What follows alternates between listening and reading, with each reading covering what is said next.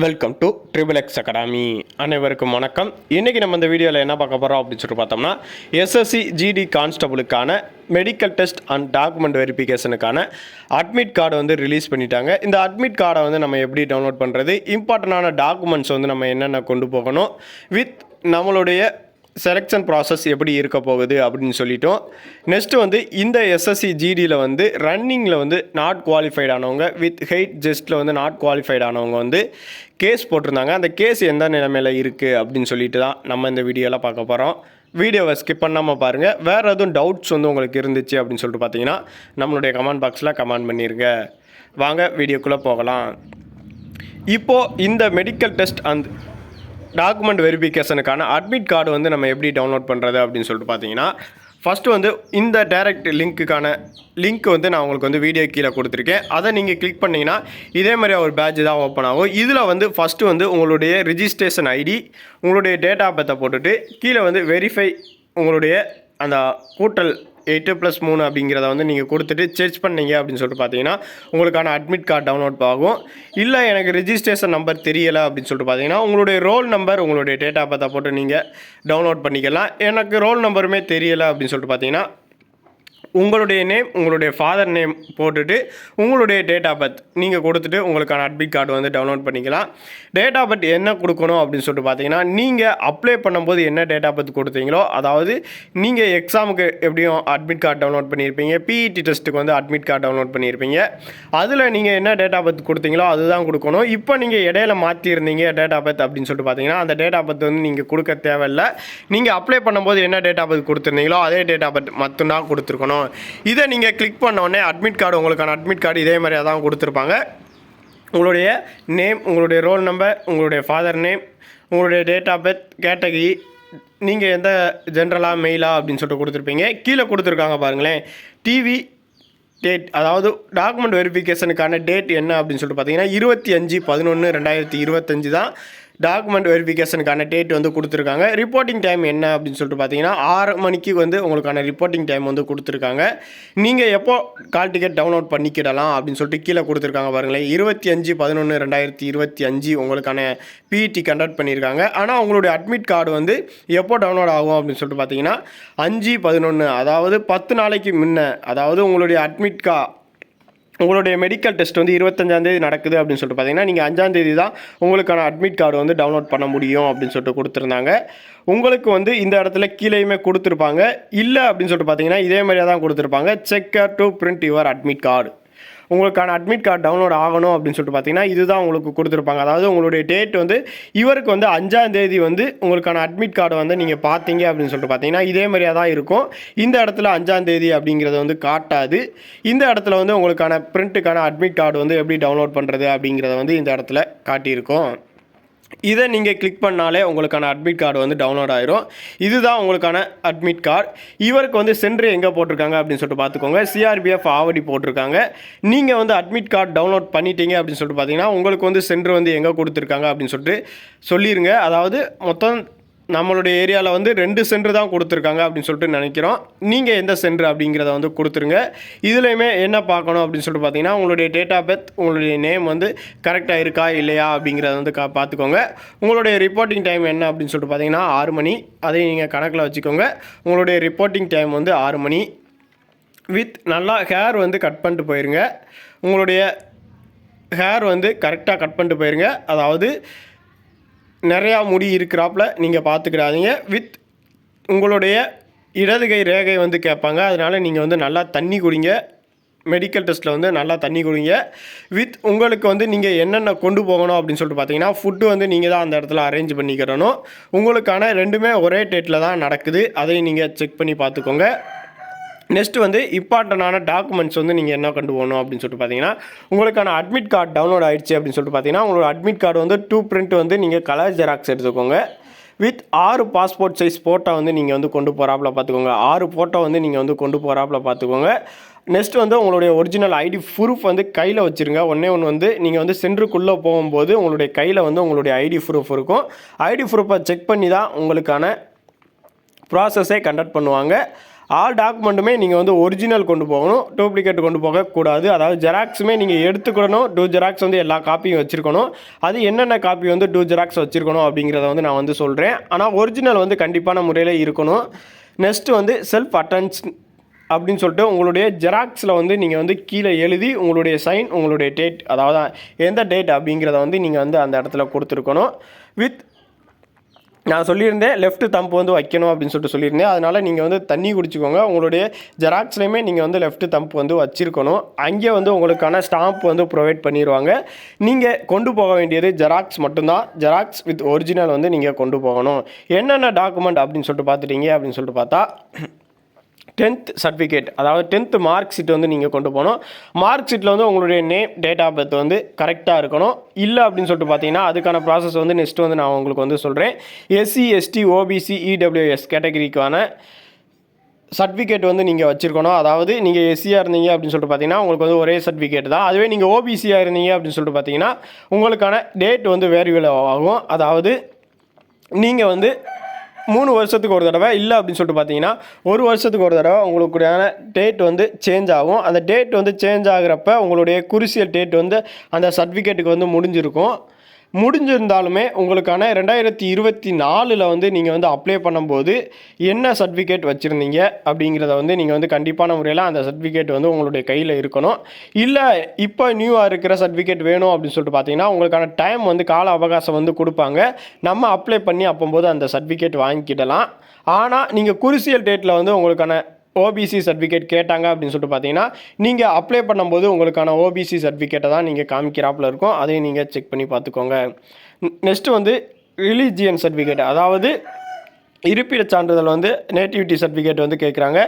அதுவுமே உங்களுக்கான நேட்டிவிட்டி சர்டிஃபிகேட்டுமே நீங்கள் வந்து அப்ளை பண்ணி வாங்கியிருப்பீங்க. அதையும் நீங்கள் உங்களுடைய ஒரிஜினலை வந்து கையில் வச்சுக்கோங்க. நெக்ஸ்ட் வந்து என்சிசி சர்டிஃபிகேட். அடுத்து வந்து நீங்கள் ஹையர் எஜுகேஷன் என்ன கொடுத்தீங்களோ அந்த சர்டிஃபிகேட் வந்து உங்களுடைய கையில் இருக்கணும். 12th கொடுத்துருந்தீங்கன்னா 12th, இல்லை அப்படின்னு சொல்லிட்டு பார்த்தீங்கன்னா கிராஜுவேஷன் கொடுத்துருந்தீங்கன்னா கிராஜுவேஷன், இல்லை அப்படின்னு சொல்லிட்டு பார்த்தீங்கன்னா போஸ்ட் கிராஜுவேட் கொடுத்துருந்தீங்க அப்படின்னு சொல்லிட்டு பார்த்தீங்கன்னா உங்களுடைய போஸ்ட் கிராஜுவேட்டுக்கான சர்டிஃபிகேட்டுக்கான ஜெராக்ஸ் அண்ட் ஒரிஜினலை வந்து நீங்கள் கண்டிப்பான முறையில் இணைக்கிறாப்பில் இருக்கும். இதை எல்லாமே நீங்கள் வந்து 2 ஜெராக்ஸ் வந்து நீங்கள் எடுத்து வச்சுக்கோங்க. 2 ஜெராக்ஸ் வந்து நீங்கள் வந்து பின் பண்ண வேணாம், ஆனால் பின் வச்சு உங்களுக்கான ஜெராக்ஸை வந்து நீங்கள் தனித்தனியாக வச்சுக்கோங்க. பின் அப்படின்னு சொல்லிட்டு உங்களுக்கு தெரியும், நம்ம எல்லாருக்குமே தெரியும். பின் அடிக்கிறது கிடையாது. பின்னை வந்து நீங்கள் வந்து சேஃப்டி பின் மாதிரியாக இருக்கும், அதை வந்து நீங்கள் அந்த இடத்துல வச்சுக்கோங்க.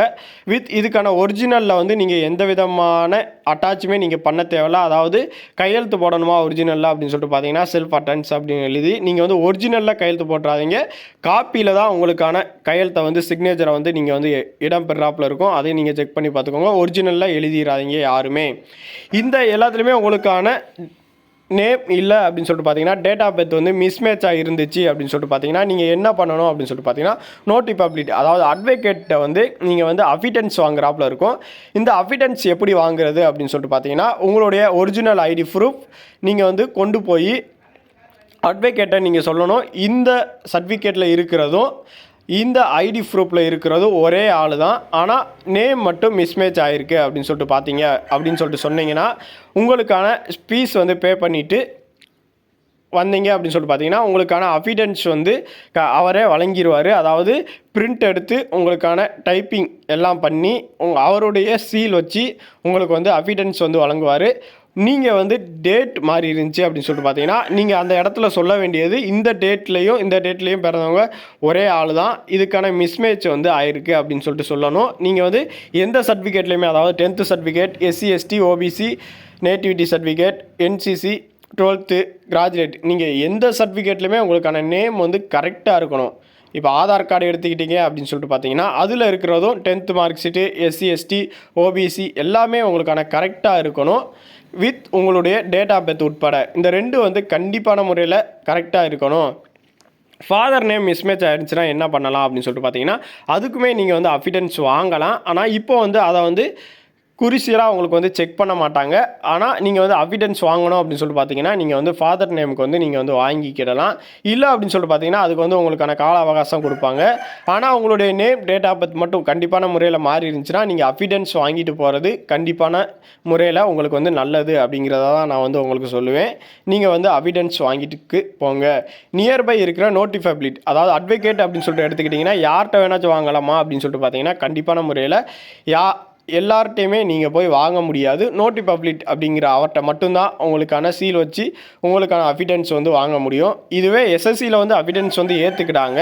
ஆனால் சிஐஎஸ்எஃப்பில் வந்து உங்களுக்கான அஃபிடன்ஸ் வந்து கண்டிப்பான முறையில் ஏற்றுக்கிட மாட்டேங்கிறாங்க. அதனால் நீங்கள் வந்து சிஐஎஸ்எஃப்பில் வந்து நீங்கள் வந்து போனீங்க அப்படின்னு சொல்லிட்டு பார்த்தீங்கன்னா, அஃபிடன்ஸ் வாங்குறதுக்கு முன்னே எல்லா டீட்டெயில்ஸையும் வந்து நீங்கள் வந்து கரெக்டாக பண்ணுறாப்புல நீங்கள் வந்து செக் பண்ணி பார்த்துக்கோங்க. அதாவது நேம் எல்லாமே கரெக்டாக நீங்கள் வந்து சர்டிஃபிகேட் வந்து நெக்ஸ்ட்டு அப்ளை பண்ணி வாங்குறதுக்கு வந்து நீங்கள் பார்த்துக்கோங்க.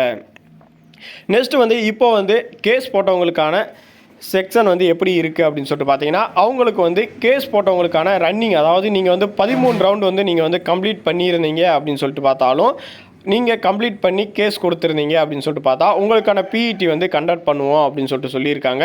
இல்லை அப்படின்னு சொல்லிட்டு பார்த்தீங்கன்னா, அதாவது இப்போ இவங்களுக்கு மெடிக்கல் டாக்குமெண்ட் எல்லாம் செக் பண்ணிட்டாங்க அப்படின்னு சொல்லிட்டு பார்த்தீங்கன்னா, ஃபைனல் ரிசல்ட் விட்டுருவாங்கல்ல, நமக்கு எப்போ விடுவாங்க, நெக்ஸ்ட் நோட்டிஃபிகேஷனில் தான் நம்மளை கண்டக்ட் பண்ணுவாங்களா அப்படின்னு சொல்லிட்டு பார்த்தீங்கன்னா, ஃபைனல் ரிசல்ட் வந்து கண்டிப்பான முறையில் வராது. உங்களுக்கான பிஇடி டெஸ்ட் வந்து நடந்து முடிஞ்சதுக்கு அப்புறம் தான் இவங்களுக்கான ஃபைனல் ரிசல்ட் வந்து கண்டக்ட் பண்ணுவாங்க. ஃபைனல் ரிசல்ட் அப்படிங்கிறத வந்து நம்ம வந்து ஓவரால் வேக்கன்சியை பொறுத்தவரை தான் நமக்கு வந்து கண்டக்ட் பண்ணுறது.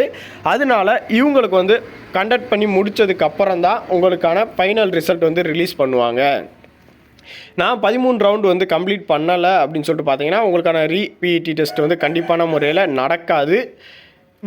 நான் வந்து 13 ரவுண்ட் கண்டக்ட் பண்ணிட்டேன். ஆனால் டைமுக்குள்ளே ஓடலை. ஆனால் எனக்கு வந்து கண்டக்ட் பண்ணுவாங்களா, அதாவது நான் கேஸ் போடலை, எனக்கு வந்து கண்டக்ட் பண்ணுவாங்களா அப்படின்னு சொல்லிட்டு பார்த்தீங்கன்னா, அவங்களுக்குமே கண்டக்ட் பண்ணுறதுக்கு வாய்ப்பு இருக்குது. ஆனால் இப்போ வந்திருக்கிற மெமோ படி 13 ரவுண்ட் அடித்து கேஸ் போட்டவங்களுக்கு மட்டும்தான் பிஇடி வந்து கண்டக்ட் பண்ணுறாப்புல சொல்லியிருக்காங்க. வித் ஹெயிட்டு ஜஸ்ட்டையுமே அவங்களுக்கு வந்து மெஷர் பண்ணுறாங்க அப்படிங்கிறதையும் வந்து இதில் வந்து கொடுத்துருந்தாங்க. ஆனால் எப்போ நடக்கும் அப்படின்னு சொல்லிட்டு குரிசியல் டேட் வந்து நமக்கு வந்து இன்னும் அலோவ் பண்ணலை.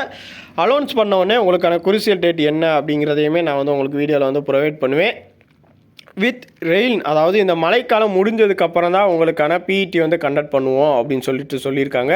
அதுவும் ஜிபிஎஸ்சில் தான் கண்டக்ட் பண்ணுவாங்க அப்படிங்கிறதையும் நீங்கள் வந்து கண்டிப்பான முறையில் தெரிஞ்சு வச்சுக்கணும். ஆனால் எந்த டிவைஸ் எடுத்தாலுமே கண்டிப்பான முறையில் கரெக்டான டைம் வந்து உங்களுக்கு வந்து காட்டாது. இருந்தாலுமே உங்களுக்கான டீட்டெயில்ஸ் வந்து அவங்க தான் கொடுப்பாங்க. அதாவது சிஐஎஸ்எஃப்லேருந்து தான் உங்களுக்கு வந்து ரிலீஸ் பண்ணுவாங்க.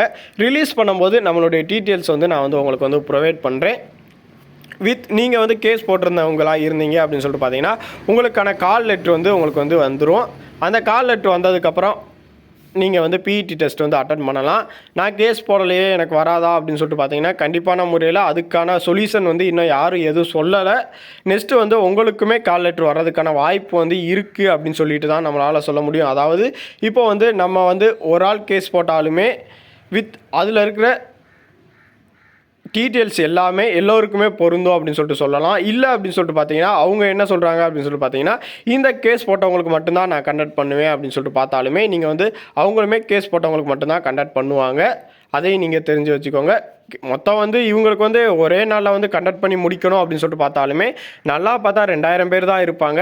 அந்த 2000 பேர்லையுமே நீங்கள் வந்து ஒரே நாள்லேயே கண்டக்ட் பண்ணி முடிச்சிடலாம். அதனால் ஃபைனல் ரிசல்ட் வந்து எல்லோருக்குமே ஒரே சேமில் தான் ஃபைனல் ரிசல்ட் வந்து ரிலீஸ் பண்ணுவாங்க. ஆனால் நெக்ஸ்ட்டு நோட்டிஃபிகேஷன் வர்றதுக்கு தாமதம் ஆகுமா அப்படின்னு சொல்லிட்டு கேட்டிங்கன்னா, கண்டிப்பான முறையில் தாமதம் அப்படின்னு சொல்லிட்டு சொல்கிறத விட உங்களுக்கான செலெக்ஷன் வந்து நெக்ஸ்ட்டு வந்து நடந்துக்கிட்டு இருக்கும். ஆனால் இதுக்கான 2025, 26க்கான செலெக்ஷன் வந்து அதை தொடர்ந்தும் இந்த நவம்பர் மந்தில் வந்து உங்களுக்கு வந்து கொடுக்குறதுக்கான அதிகமான வாய்ப்பு இருக்குது. எதுக்கு அப்படின்னு சொல்லிட்டு பார்த்தீங்கன்னா, ஆனுவல் பிளானில் வந்து உங்களுக்கு ரிலீஸ் பண்ணதுபடி காலாண்டரை வந்து ஒரு 2 வீக்ஸ் 3 வீக்ஸ் தான் தள்ளி போகிறாங்களே தவிர 2 மந்த் அப்படின்னு சொல்லிட்டு எந்த இடத்துலையும் நீங்கள் வந்து போகலை.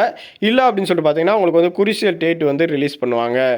இதை பற்றின வேறு எதுவும் டவுட்ஸ் வந்து உங்களுக்கு இருக்குது அப்படின்னு சொல்லிட்டு பார்த்தீங்கன்னா, நம்மளுடைய கமெண்ட் பாக்ஸில் கமெண்ட் பண்ணிடுங்க.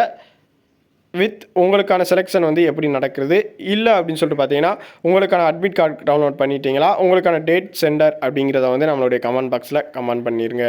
நன்றி, வணக்கம்.